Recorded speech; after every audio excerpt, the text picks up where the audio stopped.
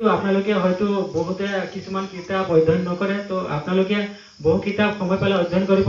বহুতো আমাৰ সফলতাৰ বাণীসমূহ কিতাপত লিপিবদ্ধ আছে। তো শিৱখেৰাৰ এটা বিখ্যাত কিতাপ আছে, সেই কিতাপ আপোনালোকে অধ্যয়ন কৰিব, তেতিয়াহ'লে সফলতাৰ বিফলতাৰ বিষয়ে যথেষ্ট জ্ঞান আহৰণ কৰিব পাৰিব। আৰু সেই কিতাপখনত শিৱখেৰাই লিখিছে, বিফলতা হল সফলতাৰ ৰাজপথ। যদি আমি বিফলতা অৰ্জন নকৰোঁ, তেতিয়াহ'লে আমি সফলতা কি বস্তু হয়তো গম নাপাওঁ। আমি বিফলতা হোৱা বহু ব্যক্তিৰ উদাহৰণ আমি পাইছোঁ।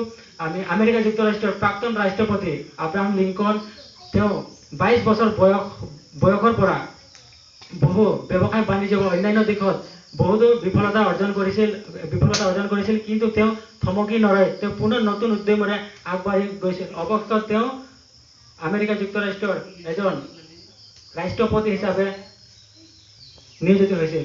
গতিকে আমি সকলোৱে বিফলতা নাভাবি আমি সফলতাৰ শিখৰত আহৰণ কৰিব পাৰোঁ বুলি আমি সকলোৱে ঐক্যবদ্ধ হ'ব লাগিব। আৰু যিহেতু আমাৰ নৱপ্ৰজন্মৰ শিক্ষাৰ্থীসকল আছে, তেওঁলোকৰ এতিয়া যিহেতু কৈশোৰকাল অব্যাহত আছে, তো কৈশোৰকালৰ এটা বৈশিষ্ট্য হৈছে কৈশোৰকালত শিক্ষাৰ্থীসকলৰ মনত জাগি উঠে সামাজিক চেতনা, সামাজিক পৰিৱেশৰ উন্মেষ আৰু বহুতো দিশ। গতিকে যিসকল শিক্ষাৰ্থী বৰ্তমান 12 পৰা 18 বা 20 বছৰ পৰ্যন্তলৈ তেওঁলোকে আছে, তেওঁলোকৰ মনত এতিয়া বৰ্তমান সমাজ গঠনৰ মানসিকতা গঢ়ি উঠিছে। তো তেওঁলোকে সমাজ গঠনত নিজকে আত্মনিয়োগ কৰক, যাতে অনাগত দিনত আমাৰ এই বৃহত্তৰ সমাজখনক আৰু নতুন দিশত অগ্ৰসৰ কৰিব পাৰোঁ। যিহেতু আমাৰ শিক্ষাৰ্থী সমাজ আছে, তেওঁলোকে সমাজ গঠন নিজকে আত্মনিয়োগ কৰক। আৰু শিক্ষাৰ্থীসকলৰ কাৰ্যকৰী শিক্ষা লাভ হয় গাঁও আৰু সমাজৰ পৰা।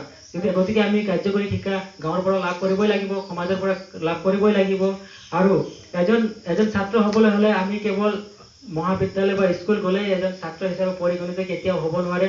ছাত্ৰ হ'বলৈ হ'লে আমাৰ কিছুমান গুণৰ প্ৰয়োজন।